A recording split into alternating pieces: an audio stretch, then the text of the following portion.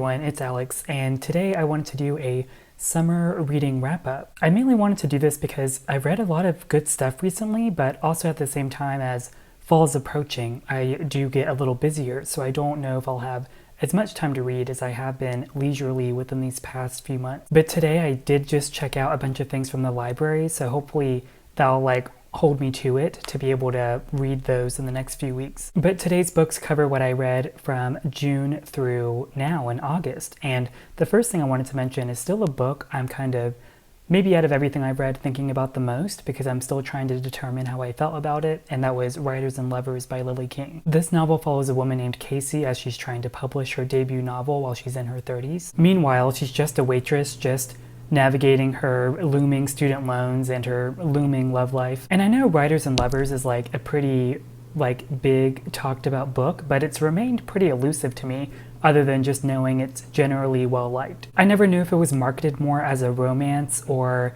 a more well-rounded literary fiction novel, but on the whole I would say I was surprised by how specific I felt like the story was despite its general appeal with readers. Mainly what grounded the story for me being Casey's personal check-ins with herself about her own grief losing her mother, in contrast to Casey's own personal feelings about her writing, but also her recent discovery about a kind of will they won't they situation with a couple of bachelors. So while getting into the romance portions of this book that at times did feel pretty rom-commy or even sitcom-y, I do like that whenever King is focusing on the aspects of grief, it's taken really seriously. The case being for having two possible love interests throughout the book, but also because of Casey's very quirky co-workers. The seesaw of these personalities for me mixed in one book being about all these kinds of things together, I think adds some nice levity to what the real story is behind Casey trying to navigate her own grief. Namely how, because of everything going on, Casey does feel like a character I truly believed in and rooted for,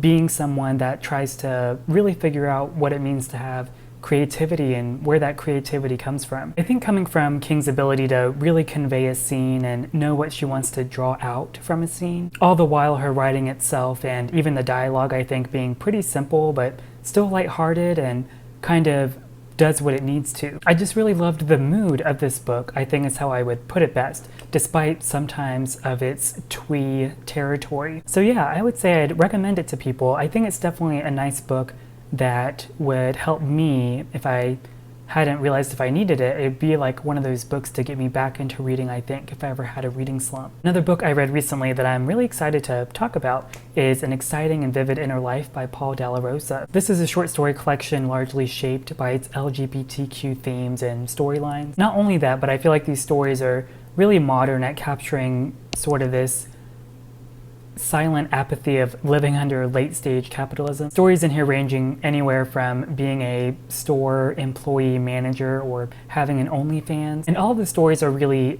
seeped with this sort of bleakness and soft tragedy. The stories themselves aren't really too dramatic, like on a macro level in terms of the situations going on, which in turn to me makes me feel like the characters are more accountable for their actions in this more intimate line of thought where it's really up to them to determine how the story goes. Because almost every action I can think of that a character does in these stories really draws out their instinctive selfishness without Dalla Rosa painting them as a bad person, whatever that may mean. As I think characters are really drawn to having this impression of trying to live under impulse or instinct that I mentioned earlier, maybe as a callback or thematic symbol toward living under capitalism, without confusing the characters' personalities as being driven by anything like nihilism or existentialism. If anything, I'd say they're the opposite because of how willing they are to accomplish the goals that they want to achieve in these stories, even if it means to do so in unethical ways. I feel like so far I've just been listing off a bunch of moods to describe this book, but I think this collection does a really good job at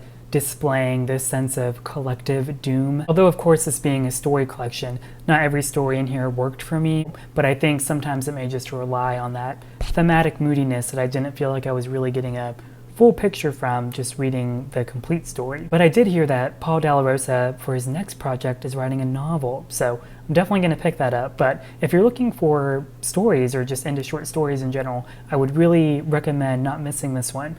Really pick it up and check it out, and I really recommend it. And in my last video mentioning in my bookshelf tour that August is Reading Women in Translation Month, I have a couple of reads that I read that I wanted to talk about. And the first one is All the Lovers in the Night by Mieko Kawakami. This follows 30-something Fuyuko as she's having an existential crisis in her life. She decides to take the plunge from her daily job and decide to work freelance as a copy editor, but it's a recurring pattern, as I found out, that Fuyuko's epiphanies are really these external factors of maybe being influenced or persuaded by other people. The book painting this picture of how we get to know Fuyuko for whenever she finally decides to start thinking for herself. And as many times as there are with how she does interact with people, it seems like Fuyuko's most successful moments of communication are whenever she, as I can best describe, interacts with nature. The story's set in the backdrop of a really bustling city. Fuyuko actually, I think, pays more attention to the everyday, mundane things of life. Whether how she's really interested in the concept of light and just looking at it,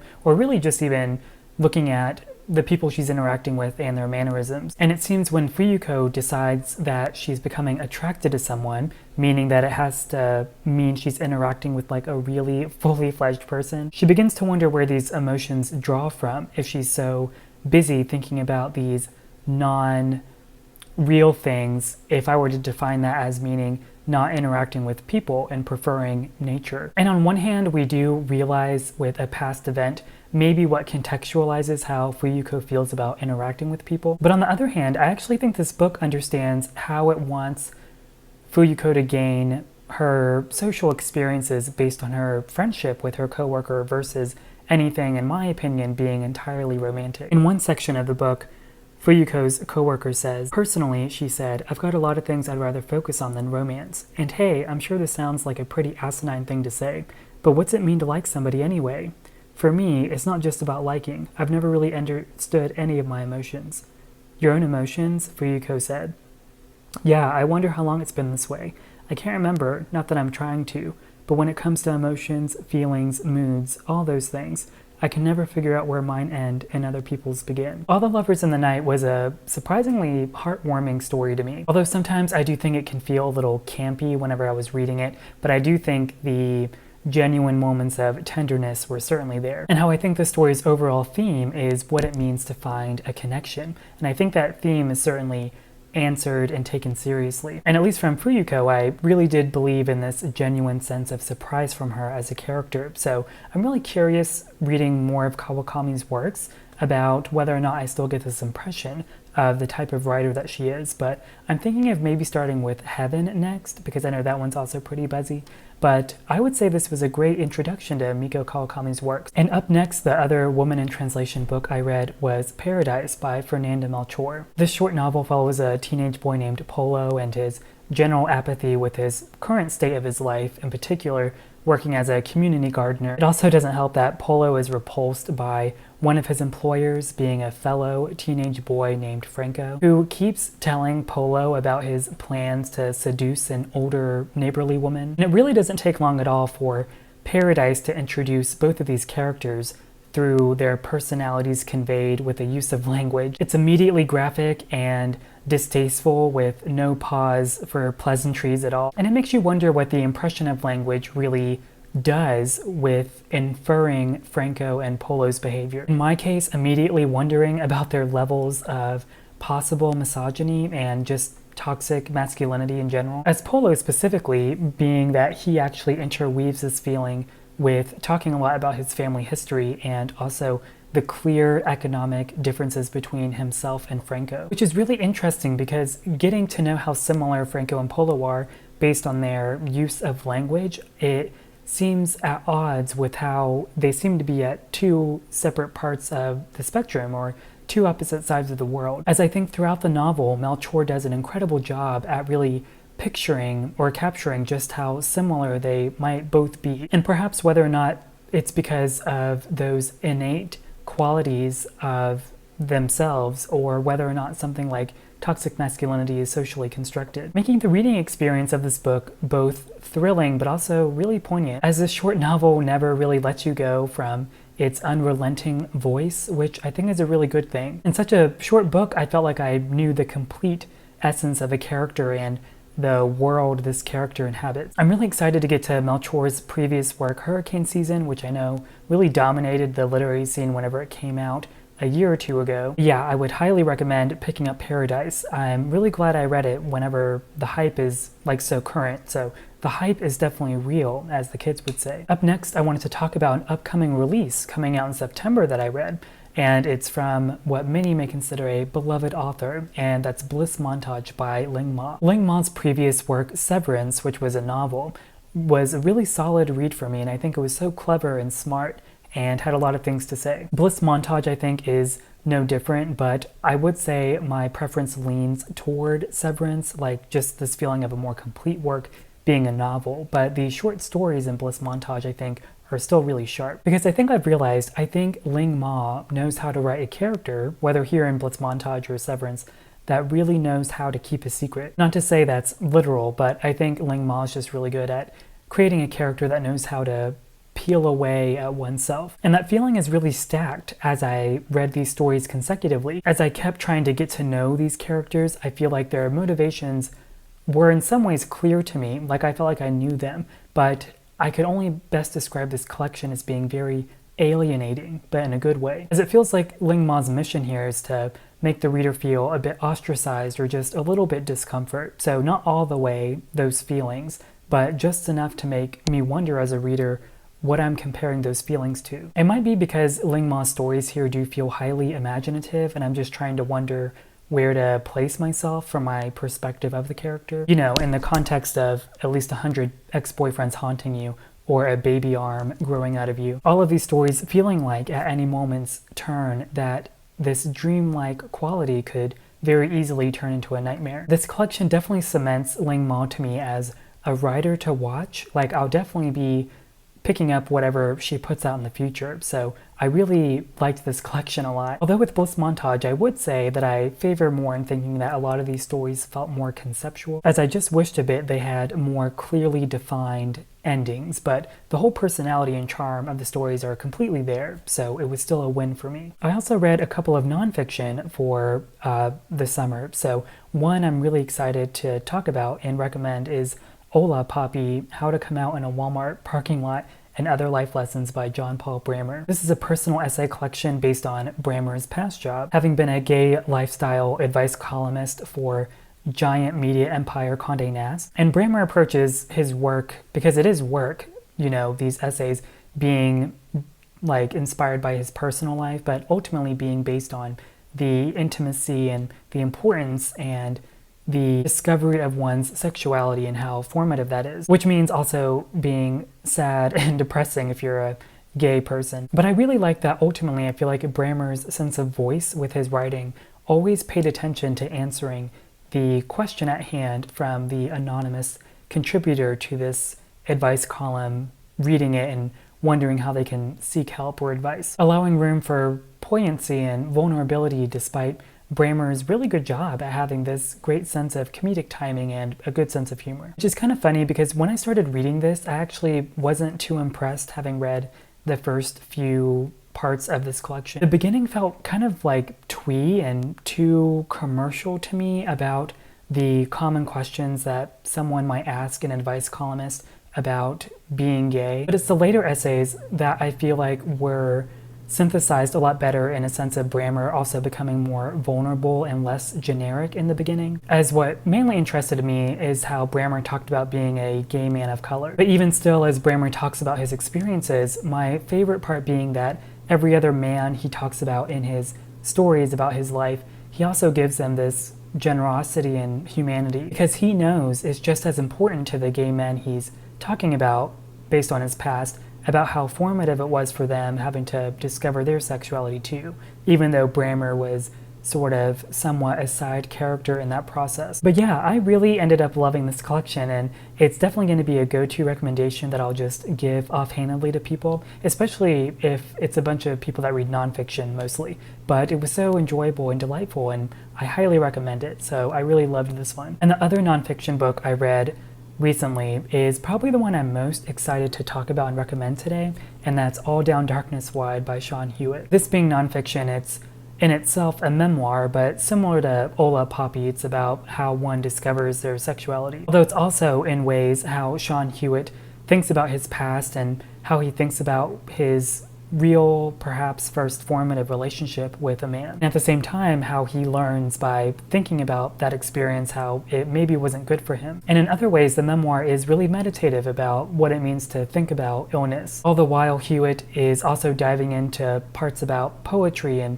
what it means to write and how he himself is a poet. That being said, as expected, maybe for me, having never heard of Seán Hewitt or reading his poetry before, this book was really beautiful. I'm not one to really think about prose and beyond it being how it serves the effectiveness of characters or an overall story, but I can say with a bunch of clarity that All Down Darkness Wide is one of the most beautiful books I've read in a really long time. The constant themes of isolation or longing and queerness, I think, all giving this book this thematic tone of some haunting broodiness. In its own way, giving the book kind of more memory to me, making it feel more memorable about trying to navigate those feelings or those thematic impressions. So while it does sometimes teeter on the symbolic or the beautiful imagery of painting a scene, I think Hewitt really knows how to understand really cementing a reader in a sense of time and place. The writing being grounded enough to where I was really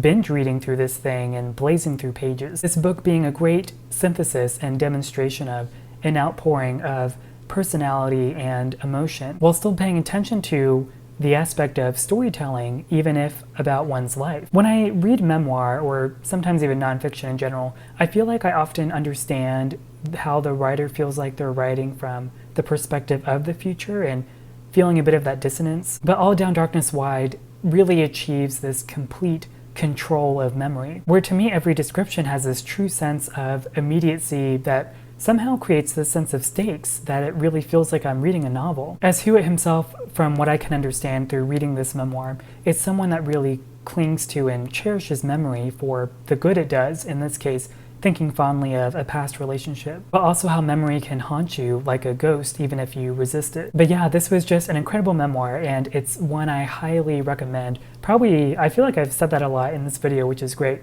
this idea of me recommending so many books to people. But this one really got me. I think it's really great, and I know I don't really like to often compare writers to each other because I don't think that's fair. But in some ways, All Down Darkness Wide is what I got out of what I thought I was going to get out of reading something like On Earth We're Briefly Gorgeous by Ocean Vuong, which I know isn't fair at all because one's a novel and one's a memoir, but in some ways I just wish that Vuong would have written what he wanted to through the lens of a memoir like All Down Darkness Wide versus fictionalizing it in the sense of a novel. Whereas with Seán Hewitt, I hope he writes a novel. I would definitely pick that up just because, again, the writing is so great and so well done and so well executed. So run, don't walk with picking up this book. And in a surprise to me, I have never done this really, or I've done it very rarely, but I wanted to talk about a book that I actually didn't finish, but I still wanted to include here because I read at least half of it before I put it down. And that book is Tomorrow and Tomorrow and Tomorrow by Gabrielle Zevin. I got this off NetGalley and I made it through a whopping 200-ish pages because I know this book is a little over 400 pages long. And the best way to describe this book is that it's about 3 college students that want to make a video game. And of course, it wouldn't be as easy as that without these 3 characters having thoughts about each other and thoughts about their past and how that really influences their relationship with each other. And I just want to put it out there that I don't think this book is bad. I think what didn't work for me, kind of my light bulb moment, is that at 200-ish pages, I think this book for me didn't do a very good job at selling me this idea of a backdrop with contextualizing the characters' motivations. I felt like I was getting like too exhausted by waiting for the kind of context or the backdrops of the characters to be done and to just continue through the story. And that's a problem in itself because I think the premise of this book being about making a video game, I think feels a bit too much like a crutch. In terms of creating these personalities behind, you know, you might think that making a video game, you have to be really smart, which is something I would also agree with thinking. So in a way, that's kind of proven by the constant reassurance of understanding that these 3 teenagers and eventually early 20-somethings, they all went to Ivy League schools. So I think it's a bit odd to lay that foundation of there are also like random fleeting times where they're called brilliant or whatever, but I feel like it wasn't like really sold to me. I wasn't really persuaded other than just being told they were smart. And the dialogue in that way, I feel like it was trying to be written very mature for their age, but came off like I was reading someone doing a TED Talk about how to talk like a teenager. And of course, all three of these characters have traumatic backstories, which I can't knock too much because I love probably reading about any slightly traumatic thing that a literary fiction character has gone through. But I think this book confuses being long, like in a sense of endurance with how long the story is technically, being at 400-ish pages. It confuses that for being interesting. And I think that because when I think about books like A Little Life, which if I remember right clocks in at like 800-something pages, to me a book like A Little Life had constant intrigue and I always kept wanting to read it because I felt like I was always discovering something new about a character. And of course A Little Life has traumatic things. We all know that. We can all, look past that part. But in the sense of comparing it for the sake of Tomorrow and Tomorrow and Tomorrow and A Little Life, being that I feel like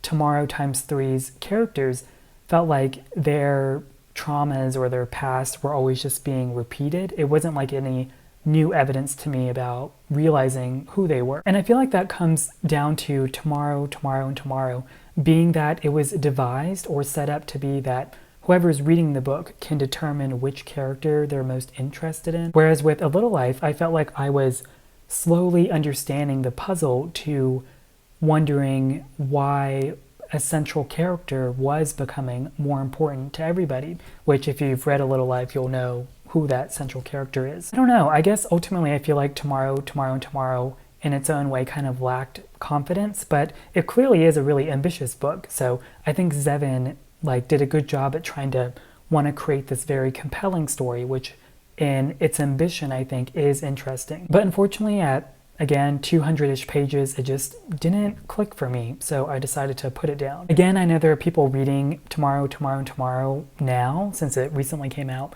that are really loving it, so maybe in the future I'll try again, but if you read the book, or if you are reading it, I'd love to know if you think any differently. And it looks like that does it for my summer reading wrap-up. Again, like I mentioned in the beginning of this video, I took out a bunch of library holds, so hopefully I'll really bulldoze through those to really encourage me to read those throughout September. And also, I wanted to say a huge thanks to everyone in my last video with my bookshelf tour, because I made a call for any recommendations for Woman in Translation Month, and you all really helped. So I'm really excited to try to get my hands on those books that were mentioned, whether through my library or elsewhere, because I'm really excited to read those. I looked some of them up and they looked really interesting, so thanks again. In general, I'd also like to know what you're reading right now too, and whether or not you can suggest it to me to add to the pile for the fall. But as always, thanks for watching, and I'll see you next time.